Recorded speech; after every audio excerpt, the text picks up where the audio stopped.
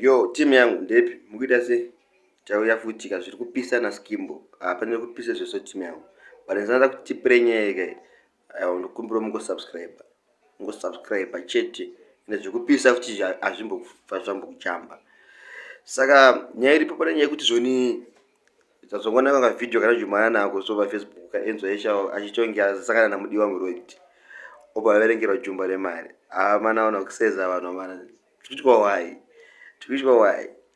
Aizia doti mumboona video yoyo imega mozone setting but nini ndanoti ka shit akaneka chotka promotion ke song Aizia because hazi zvakadaro azvitike ndongoti mungozonira omega ndaona ma comments evanhu vanhu vatojamuka kuti musati jairire mimi but azvingozonira mega zvikupisa na skimbo subscribe man baka kamera ba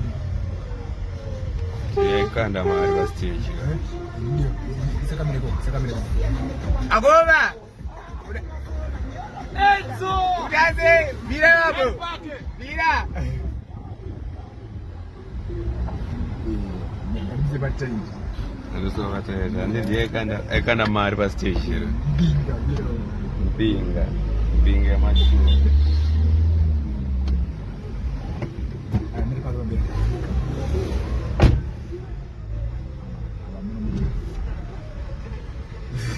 Hey!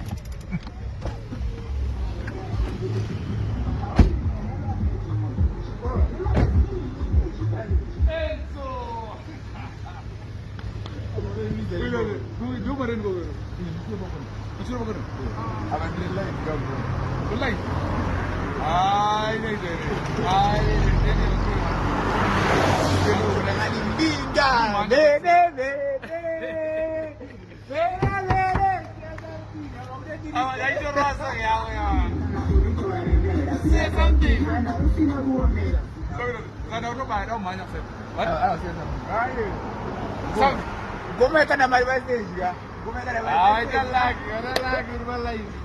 Ya wabuzia sambi. Bwe darani mio. Ndio mbinge hizi. Mbinge majwa ngoma, amri mbinge majwa ali ngoma.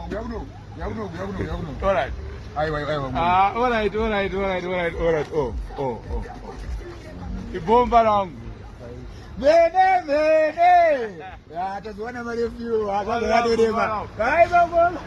Walla. Kale bomola. Agani mene.